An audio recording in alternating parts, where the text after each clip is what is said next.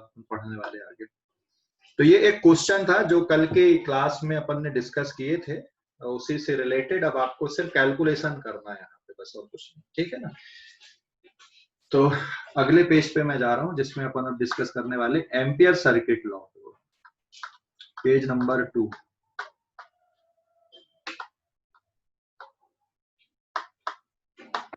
Page number 2। तो अब heading डाल लो आप लोग, that is ampere circuit law.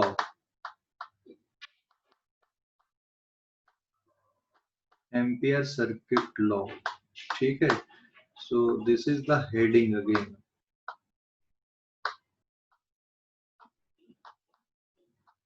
ये हेडिंग है एम्पियर सर्किट लॉ, ठीक है ना। एम्पियर सर्किट लॉ, ये हेडिंग है बेटा अभी अपनी,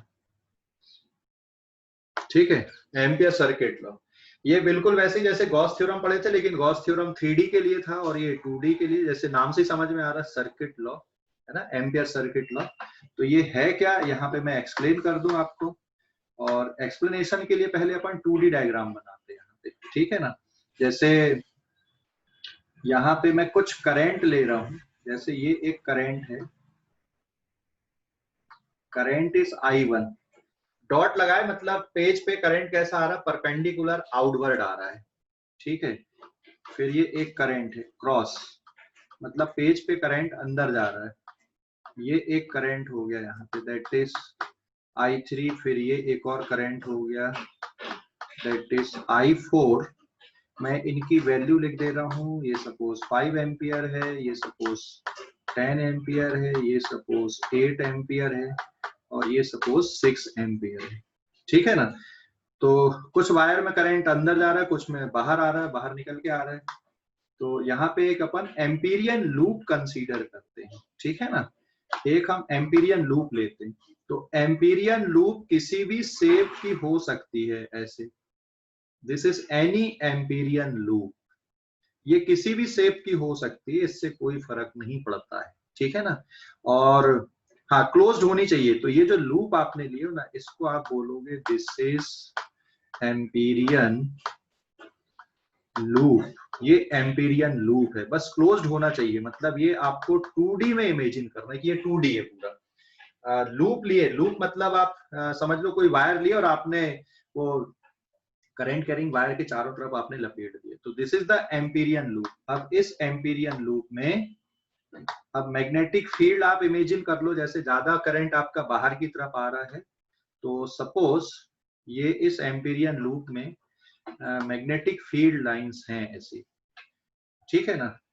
क्लियर हो गया अभी इस एम्पीरियन लूप के लिए, ये इस एम्पीरियन लूप के लिए कुछ और करंट एलिमेंट में ले लूं जो इसके बाहर है, जैसे यहाँ पे मैंने ले लिया this is I5, but it is outside the Amperian loop and suppose this is 12 ampere, ठीक है ना। लूप के अंदर आपको 4 वायर दिख रहे हैं।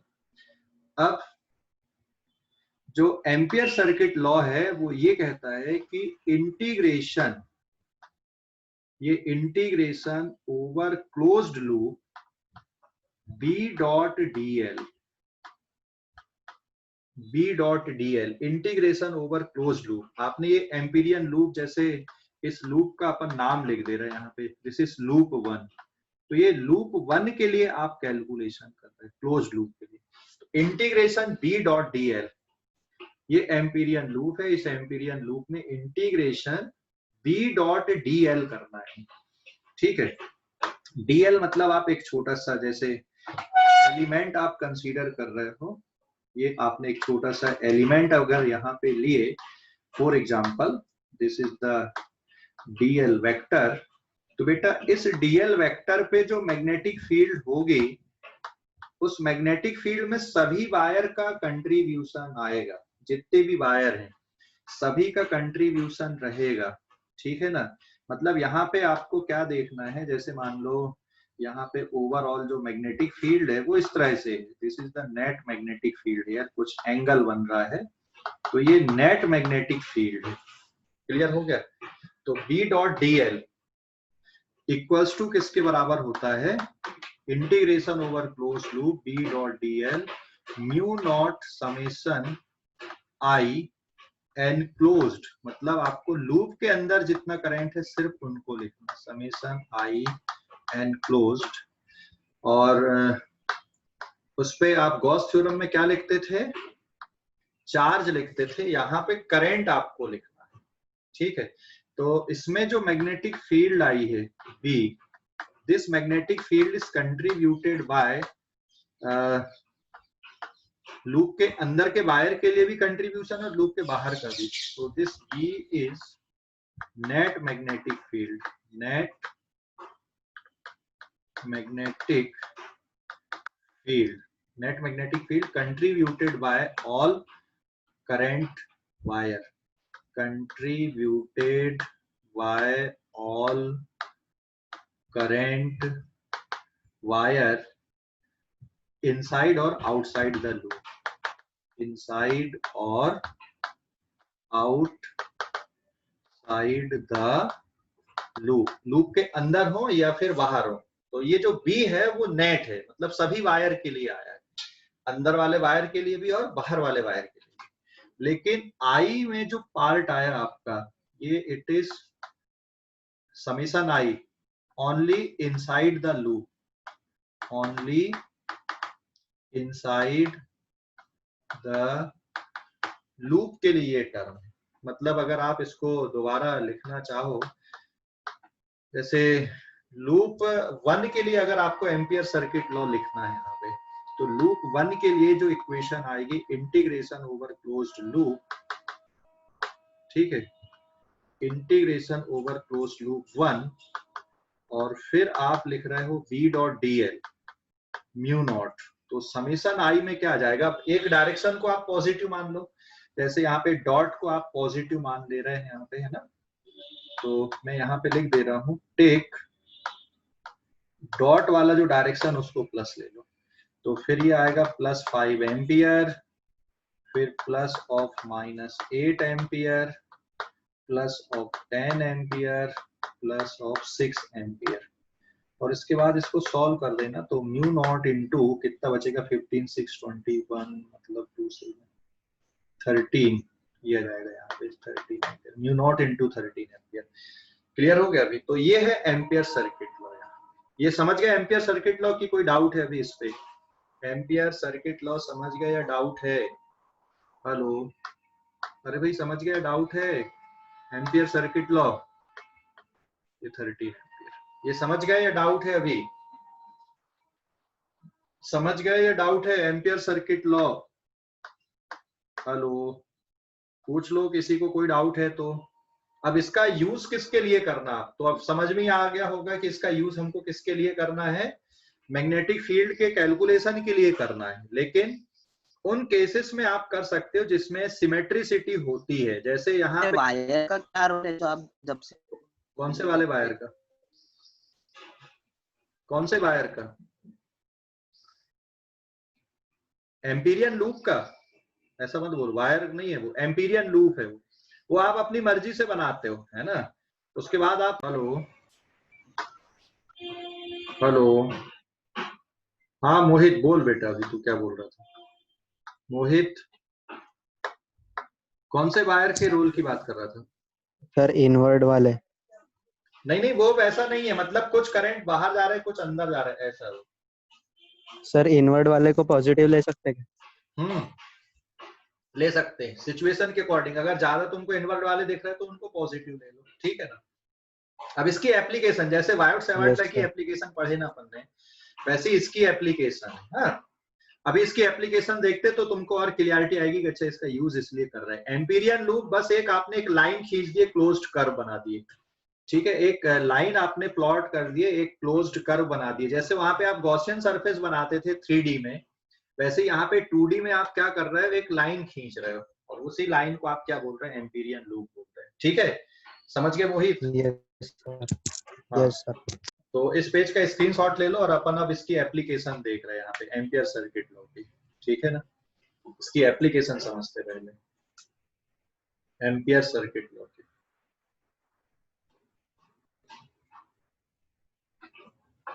तो ले लिए स्क्रीनशॉट, अब मैं एप्लीकेशन बताने वाला हूँ, ठीक है ना।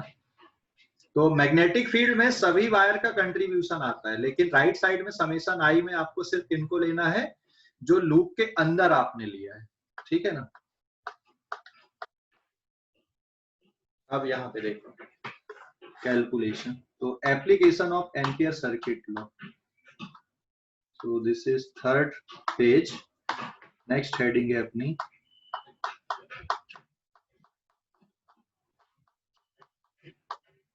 application of amperes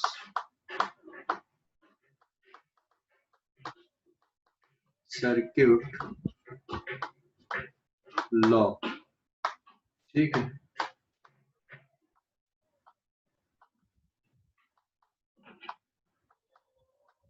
application of ampere circuit law, ठीक है। तो सबसे पहले अपन वायट-सावर्ट लॉ में जैसे इनफाइनाइट लेंथ के वायर के लिए कैलकुलेशन किया था, सबसे पहले उसी का कैलकुलेशन करते क्योंकि सबसे सिंपल वही और वहां से कॉन्सेप्ट आप पकड़ लोगे फिर। तो this is magnetic field at any point, magnetic field at any point, ठीक है, perpendicular to any point due to infinite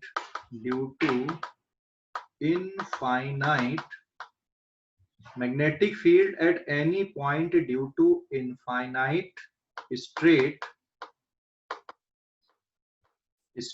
current carrying wire, straight current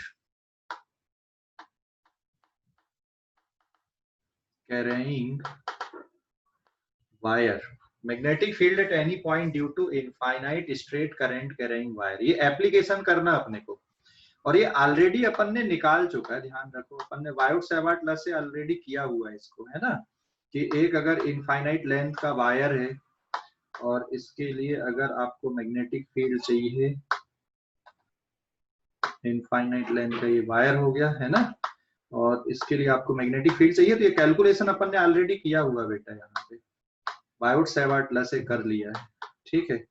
this is infinite length, this is again infinite length, और अगर मान लो current कितना flow हो रहा है, यहाँ पे आई करंट फ्लो हो रहा है, तो यहाँ से डी डिस्टेंस पे या आर डिस्टेंस पे, ठीक है, वायर से आर डिस्टेंस पे कोई पॉइंट पी ले लो, राइट हैंड थंब रूल लगाओ, मैग्नेटिक फील्ड अंदर की तरफ आएगी, और मैग्नेटिक फील्ड की वैल्यू कितनी होगी अपन ने ऑलरेडी किया हुआ ना, म्यू नॉट अपॉन 4 पाई, क्या आया था formula, 2i divided by are, ये निकाले थे ना, निकाले थे कि नहीं, हेलो, ये निकाले थे अपन ने, अरे हाँ या ना, कुछ तो जवाब दो, ऑलरेडी किससे निकाल लिया हम, ये अपन ने ऑलरेडी किया हुआ है, ये कहाँ से किया अपन ने, वायट-सावर्ट लॉ से अपन ये रिजल्ट निकाले थे। अब अपन एम्पियर सर्किट लॉ से भी इसी रिजल्ट को निकालते हैं। तो एम्पियर सर्किट लॉ से इस रिजल्ट को निकालने के लिए आप इसका ये वाला व्यू ना लेके आप इस तरह से व्यू ले लो, यहाँ पे कि ये वायर है जिसपे करंट परपेंडिकुलर आउटवर्ड डायरेक्शन पे आ रहा है, ठीक है, और आर रेडियस का एक क्या ड्रॉ कर दो, यहाँ पे आर रेडियस का आपको एक सर्कल ड्रॉ करना, सर्कल मतलब आपको लूप यहाँ पे बनानी है, ठीक है, एक अगर आप सर्कल ड्रॉ कर दोगे मतलब ये इस तरह से, ठीक है, तो इसी को क्या बोलेंगे अपन, एम्पीरियन लूप अपन बोल देंगे फिर, कि भाई ये क्या है, यहाँ पे एक एम्पीरियन लूप है, ठीक है ना।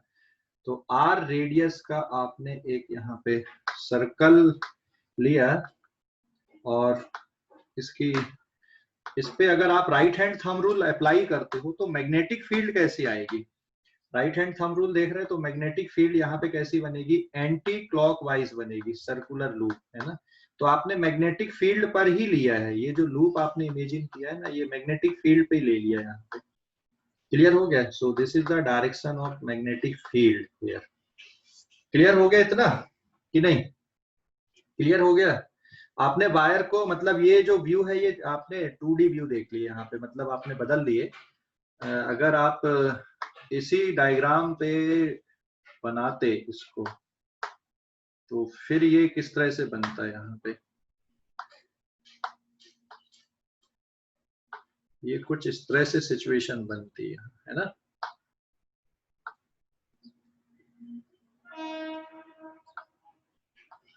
ये ऐसी कुछ सिचुएशन आती, ठीक है ना, समझ गए कि नहीं, जिसपे मैग्नेटिक फील्ड का डायरेक्शन ये रहता है ऐसा। तो इसको आप क्या बोल दे रहे हो, this is the Amperian loop आपने बोल दिया यहाँ पे, ठीक है ना, क्लियर हो गया कि नहीं। तो उसका मैं ये इधर पे सर्कुलर व्यू दिखा रहा हूँ, यहाँ पे 2D व्यू दिखा रहा हूँ, क्योंकि इसमें कैलकुलेशन बहुत आसान रहेंगे।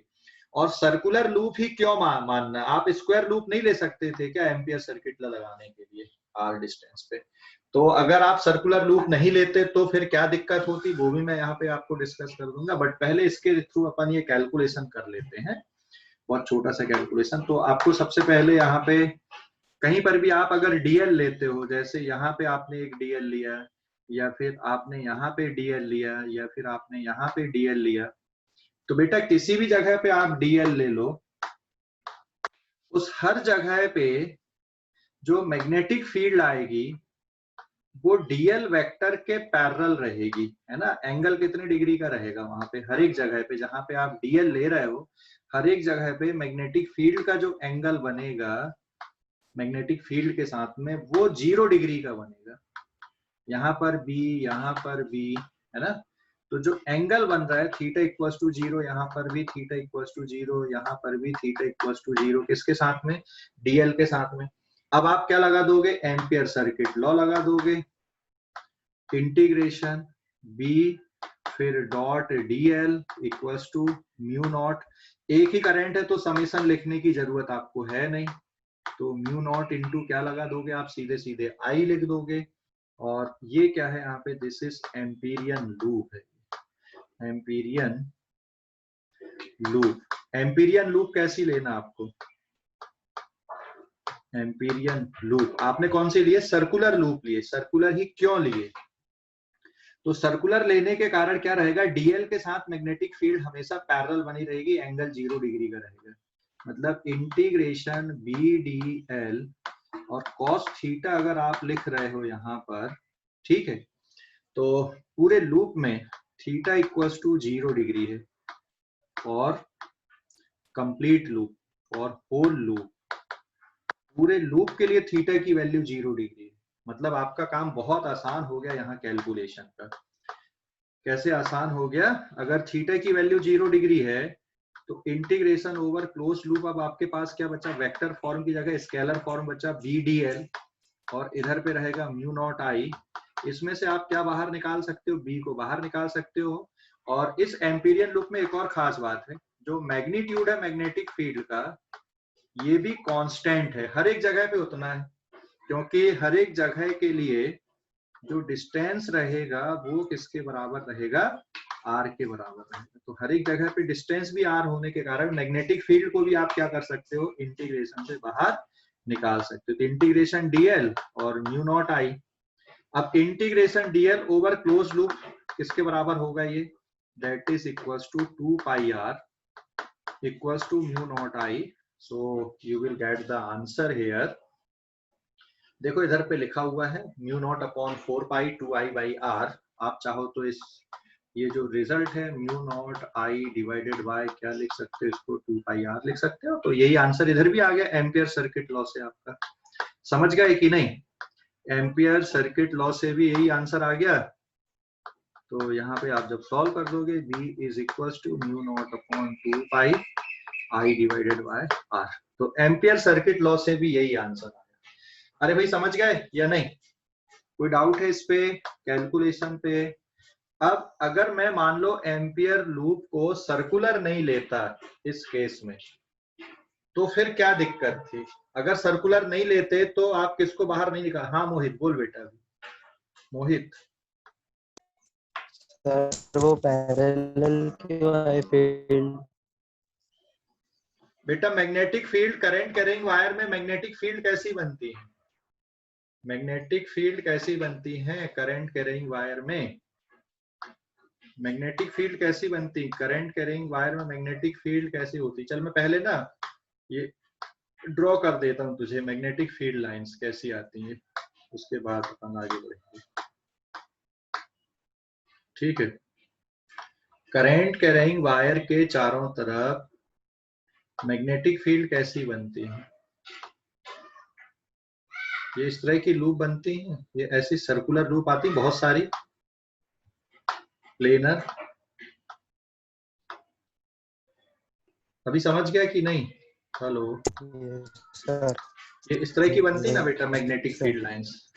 तो अगर यहाँ पे सेंटर पे मान ले तेरा करंट हाँ परपेंडिकुलर आउटवर्ड आ रहा है, तो ये सब क्या हो गई यहाँ पे मैग्नेटिक फील्ड लाइंस हो गई। राइट हैंड थंब रूल लगाएगा तो ठीक है ना। तो यहाँ पे अपन ने एम्पीरियन लूप, एक सर्कुलर लूप ली है यहाँ पे, और उसी सर्कल में मैग्नेटिक फील्ड भी वैसी की वैसी ही है। तो उससे आपका कैलकुलेशन आसान हो गया, थीटा की वैल्यू पूरी लूप के लिए आपको 0 मिल गई, और आपने थीटा की वैल्यू 0 होने के कारण आपने क्या कर पाए, वहां पे कैलकुलेशन आसानी से कर पाए। तो ये कैलकुलेशन आसान हुआ। अब मैं अगले पेज में बता रहा हूँ कि अगर मान लो आप सर्कुलर नहीं लेते तो क्या तकलीफ होती फिर, है ना। क्या एम्पियर सर्किट ला वैलिड होता है कि नहीं होता है? एम्पियर सर्किट ला किसी भी शेप की लूप के लिए वैलिड है, लेकिन अगर आपको मैग्नेटिक फील्ड कैलकुलेशन करना है तो फिर वो इंटीग्रेशन आपको सॉल्व करते बनना चाहिए। अल्टीमेटली ये है ना, इंटीग्रेशन अगर आपको सॉल्व करते बन गया तो ठीक है, नहीं बन रहा तो फिर क्या मतलब का फिर। अभी समझ गए इतना? मोहित, मोहित समझ गए? Hello sir. हाँ, तो मैं अगले पेज पे जा रहा हूँ, इस पेज का स्क्रीनशॉट ले लो आप लोग जल्दी से। अगले सर, पेज पे जा रहा हूँ। हाँ यस सर। हाँ बोलो, कौन क्या बोल रहा था? सर आप पे कॉस थीटा क्यों लिए? क्या कॉस सर थीटा की वैल्यू? आपने बीडीएल में आपने कॉस थीटा ली, वहाँ पे कॉस थीटा क्यों लिए? कॉस थीटा कॉस की थीटा वैल्यू? क्यों लिए वहाँ पे? अरे भाई हाँ बोलो अभी। योजित, ए डॉट बी क्या होता है? डॉट प्रोडक्ट का रूल याद है ना? A dot B equals to A B cos theta. Hello, समझ गया योजित? हाँ सर। ले लो अभी इस पेज का स्क्रीनशॉट ले लो, आगे बता रहा हूं मैं अब इस पे अगले पेज पे कि भाई यहाँ पे आपने सर्कुलर लूप लेने से कैलकुलेशन कर पाए, और अगर मान लो आप सर्कुलर लूप नहीं ले पाते तो फिर क्या तकलीफ होती है ना। तो इस पेज का स्क्रीनशॉट ले लो जल्दी से। सर हाँ तो सर हमको डॉट प्रोडक्ट कब लेना है, फिर क्रॉस प्रोडक्ट कब लेना है, वो ओ भाई पता कैसे चलेगा ओ, हमको? नहीं यहाँ पे तुम्हारी मर्जी नहीं चलेगी, यहाँ पे ये लॉ है, ये देख एम्पियर सर्किट लॉ, ये पढ़े ना ऊपर अपन, ये लॉ है। यहाँ पे तुम्हारी मर्जी थोड़ी चलेगी लॉ पे, यहाँ पे तो एम्पियर ने जो लॉ बना दिया उसके अकॉर्डिंग चलोगे ना। तो P dot D L. Hello, समझ गया? हेलो, ठीक है सर। ठीक है, यहाँ अपनी मर्जी थोड़ी चलेगी, मेरी भी नहीं चलेगी, तेरी भी नहीं चलेगी, ये तो लॉ है। तो लॉ पे अगर बी डॉट डी एल लिखा तो अपने को बी डॉट डी एल लेकर ही करना पड़ेगा ना। यहाँ पे ये थोड़ी कि क्रॉस प्रोडक्ट ले लेंगे अपन। सर कुछ तो रीजन होगा ना, उसने डॉट लिया होगा वहाँ पे। सर वो पेज फिर से दिखाना। कुछ तो रीजन रहा होगा कि उसने डॉट लिया। तो बी डॉट डीएल कर ले, अगर B dot DL B cross DL करता तो कहानी कुछ अलग नहीं हो जाती। बी क्रॉस डीएल में डायरेक्शन परपेंडिकुलर हो जाता ना, तो सेंसलेस हो जाता ना। आप along the length of loop को चलना है अपने को, है ना। इसलिए डॉट से काम बना, क्रॉस से नहीं बना। यहाँ पे आपको लेंथ के अकॉर्ड अलोंग चलना था, समझ गया योजित? इसलिए डॉट लिया उन्होंने। ठीक है, ठीक है। इसी पेज को देखना था क्या? क्रॉस प्रोडक्ट में दोनों में फर्क ये होता है, cross product is the vector quantity. पहली बात तो A cross B equals to होता है A B sine theta N cap. Right side में तुम्हारा म्यू नॉट आई है, वो स्केलर है, तो लेफ्ट साइड में भी स्केलर आना चाहिए। अगर बी क्रॉस डीएल कर दे तो लेफ्ट में वेक्टर और राइट में स्केलर, ये कैसे होता है ना। तो बहुत सारी चीजें रहती इसमें, समझ गए योजित? हाँ सर। तो अब मैं अगले पेज पे जा रहा हूँ, पेज नंबर 4 पे, कि भाई पेज नंबर 3 में मैंने सर्कुलर लूप ही क्यों लिया। अगर मान लो अपन कुछ और शेप की लूप ले लेते तो क्या दिक्कत होती। ठीक है, क्या एम्पियर्स लॉ वैलिड होता है कि नहीं होता? जैसे मान लो यहाँ पे आपने ये वायर लिए है ना, ठीक है, चलो अगर मैं मान लो रेक्टेंगुलर लूप ले लूं यहाँ पर, या इलिप्टिकल लूप, जैसे ये लूप मैंने ले लिया, ये ऐसे, तो ये लूप है, हाँ, एम्पीरियन लूप आप इसको बोलोगे।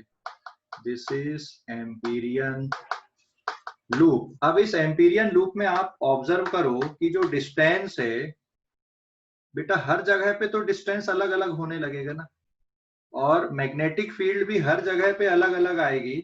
अगर आप मैग्नेटिक फील्ड को ऑब्जर्व कर रहे हो तो मैग्नेटिक फील्ड हमेशा रेडियस वेक्टर के परपेंडिकुलर होती है।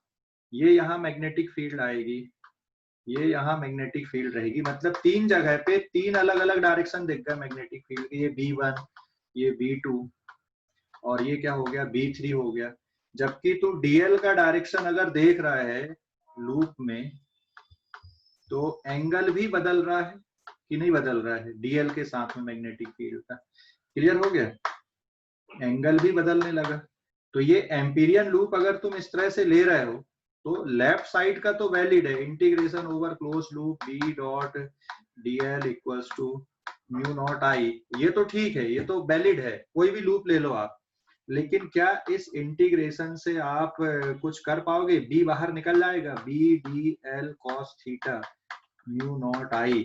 यहाँ पे थीटा इज नॉट कांस्टेंट, बाहर नहीं निकाल सकते। B is also not constant, बाहर नहीं निकलेगा। मतलब ये इंटीग्रेशन करना बहुत मुश्किल हो जाएगा, इसलिए आप कैसी लूप नहीं ले सकते यहाँ पे। समझ गए अभी कि नहीं? ये इंटीग्रेशन करना बहुत मुश्किल है यहाँ पे। लॉ वैलिड है, law is valid for any shape of loop, लेकिन आपको वो इंटीग्रेट करते बनना चाहिए। अभी क्लियर हो गया? हेलो, क्लियर हो गया कि नहीं? हेलो, अरे भाई समझ गए? सर एक बार फिर से समझाओ ना। हाँ हेलो ठीक है, सर। देखो, हाँ ठीक है, दोबारा समझो इसको, मैं मिटा के एक्सप्लेन कर रहा हूँ फिर से, हाँ, इस कॉन्सेप्ट को। लॉ किसी भी शेप की लूप के लिए वैलिड है। मैं दोबारा एक्सप्लेन कर रहा हूँ, ध्यान से समझना फिर से अभी इसको, कि भाई आपने वहां पे सर्कुलर लूप ही क्यों लिए। अच्छा, कई जगह पे ऐसा भी होगा कि हमको इस तरह की लूप लेना पड़ेगा, ऐसा कुछ नहीं है, ठीक है ना। कुछ जगह ऐसी भी होंगी जहां पे आपको ऐसी लूप लेना पड़ेगा, ऐसा नहीं है। बट इस पर्टिकुलर केस में, जैसे आपने इनफाइनाइट लेंथ का वायर है और ये स्ट्रेट इनफाइनाइट लेंथ के वायर में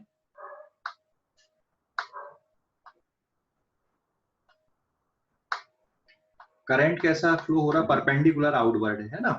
और अगर अपन लूप कैसी ले लें बेटा, यहाँ पे ये इस तरह की लूप ले ली अपन ने, रेक्टेंगुलर, है ना, रेक्टेंगुलर लूप ले लिया आपने, एम्पीरियन लूप आपने ऐसे कंसीडर कर लिए। दिस इज एम्पीरियन लूप, ये एम्पीरियन लूप है। अब इस एम्पीरियन लूप में अगर आप देखोगे, ठीक है, डिस्टेंस के लिए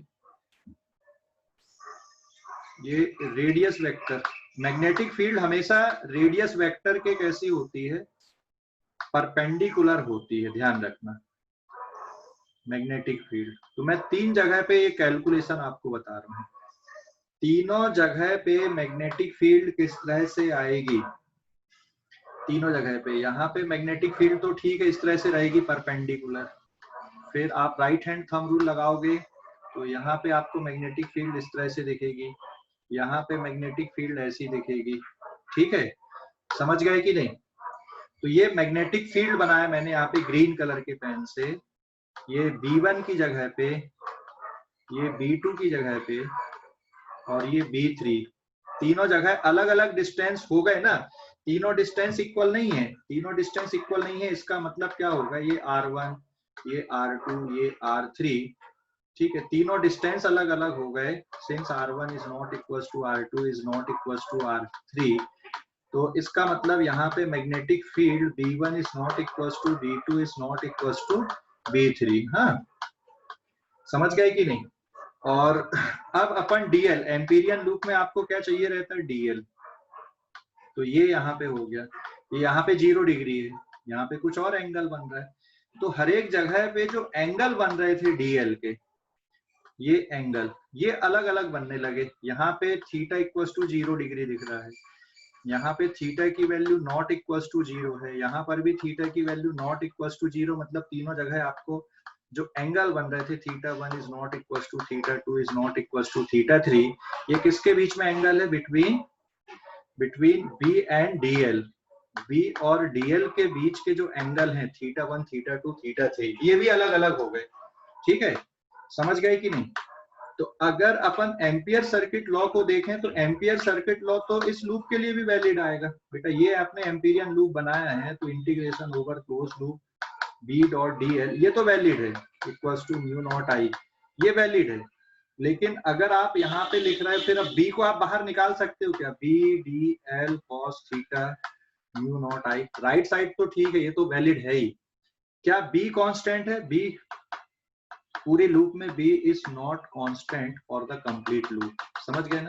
b कांस्टेंट नहीं है पूरे लूप के लिए, b is not constant for the loop, पूरे लूप के लिए b कांस्टेंट नहीं है आपका, और थीटा भी कांस्टेंट नहीं है, है ना, पूरे लूप के लिए, समझ गए? तो वो इंटीग्रेशन से बाहर नहीं निकलेगा, और अगर इंटीग्रेशन से बाहर नहीं निकलेगा तो आप कैलकुलेशन भी नहीं कर पाओगे फिर, समझ गए? अरे हाँ या ना, जवाब दो ना भाई, समझ गए कि नहीं? अगर इंटीग्रेशन से बाहर नहीं निकलेगा तो आप कैलकुलेशन कर पाओगे क्या? राइट साइड का ठीक है, वो तो म्यू नॉट आएगा ही आएगा, कोई भी लूप ले लो यहाँ पे आप, समझ गए अभी कि नहीं? हेलो, अरे समझ गए या डाउट है अभी भी? बताओ फिर से। हेलो हेलो, समझ गए? चलो ऊपर वाले डायग्राम में देखो, ऊपर वाले डायग्राम में मैंने लूप कौन सी लिया? ये सर्कुलर लूप लिया। तो सर्कुलर लूप होने के कारण क्या हुआ? डिस्टेंस बराबर बराबर हो गया, मैग्नेटिक फील्ड कांस्टेंट हो गई, और हर एक जगह पे डीएल के साथ में एंगल कितने डिग्री का बन गया? 0 डिग्री का, इसलिए आप आसानी से कैलकुलेशन कर पाए।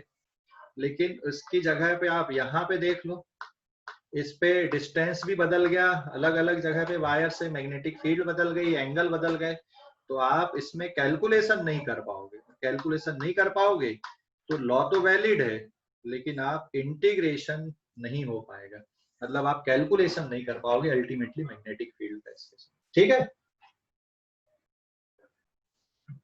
समझ गए?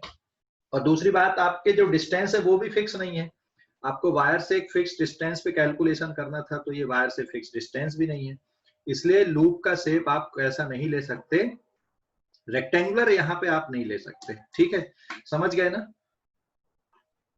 अरे हाँ या ना भाई, कुछ तो जवाब दो, क्लियर हुआ कि नहीं? हेलो, हाँ सर।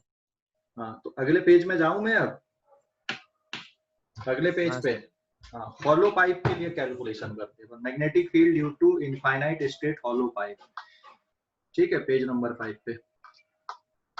इस पेज का स्क्रीनशॉट ले लो कि क्यों जरूरत नहीं थी, मतलब एम्पीरियन लूप आप ऐसे कुछ भी क्यों नहीं ले सकते, है ना? मैग्नेटिक फील्ड, अब आगे अपन कैलकुलेशन करेंगे इनफाइनाइट स्ट्रेट वायर के लिए।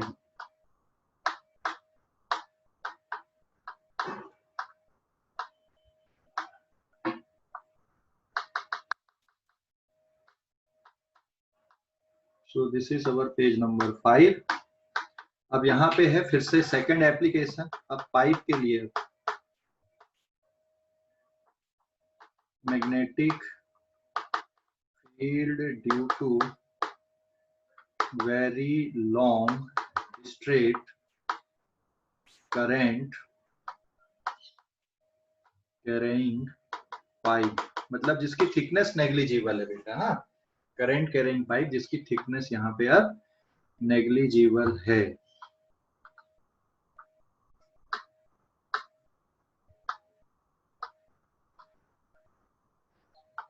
ये इस तरह से बहुत लेंथ, मतलब पाइप की लेंथ बहुत ज्यादा, मतलब इतने में खत्म नहीं हो रहा, ये ध्यान रखना, ऐसा आगे तक और बढ़ाना आपको पाइप को, बहुत लार्ज लेंथ का पाइप है ये। हाँ,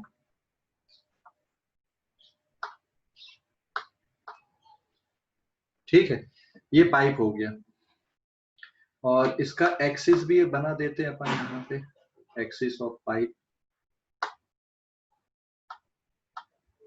ठीक है, पाइप का ये बना दिए अपन ने axis, so this is the axis of pipe here. और इसकी रेडियस है कैपिटल आर। करंट सिर्फ सरफेस पे फ्लो हो रहा है, ये है ना, पूरा सरफेस पे फ्लो हो रहा, अंदर कोई करंट नहीं है। तो बाहर अगर आपको कैलकुलेशन करना है पाइप के बाहर फिर पाइप के अंदर, तो आपको दो लूप यहाँ पे लेनी है, दो एम्पीरियन लूप। एक एम्पीरियन लूप आप पाइप के बाहर बाहर ले सकते हो इस तरह से, और एक एम्पीरियन लूप आप पाइप के अंदर ले लो। ठीक है, एक एम्पीरियन लूप आप पाइप के अंदर,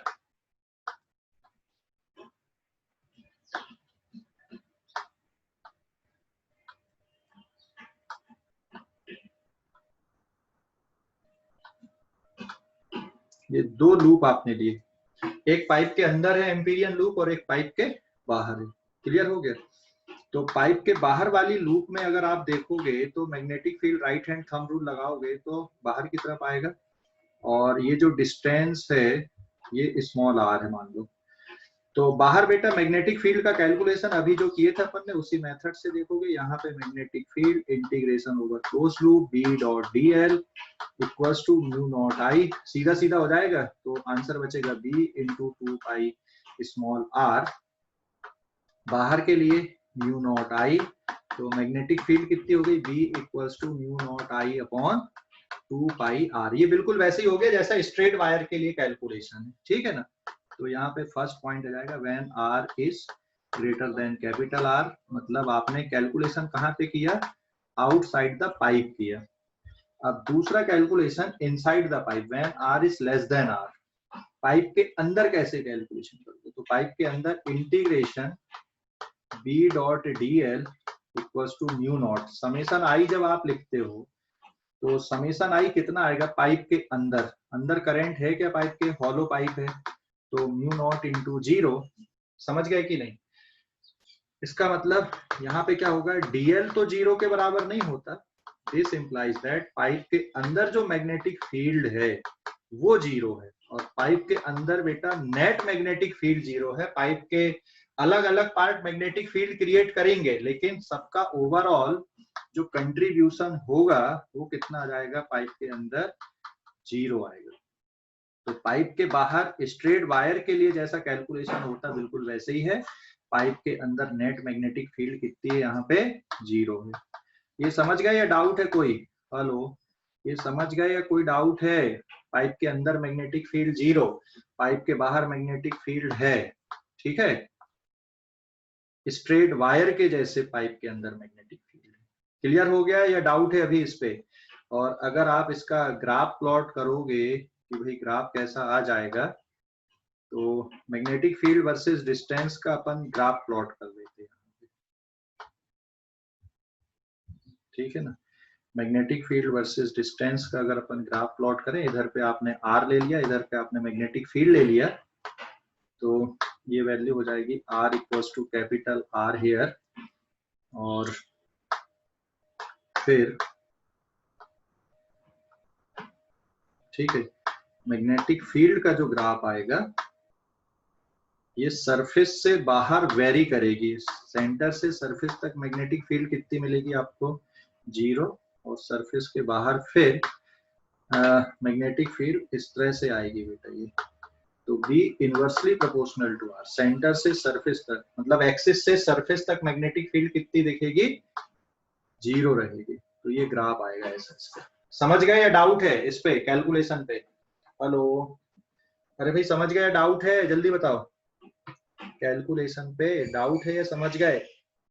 हेलो हेलो, समझ गए या डाउट है इस पे?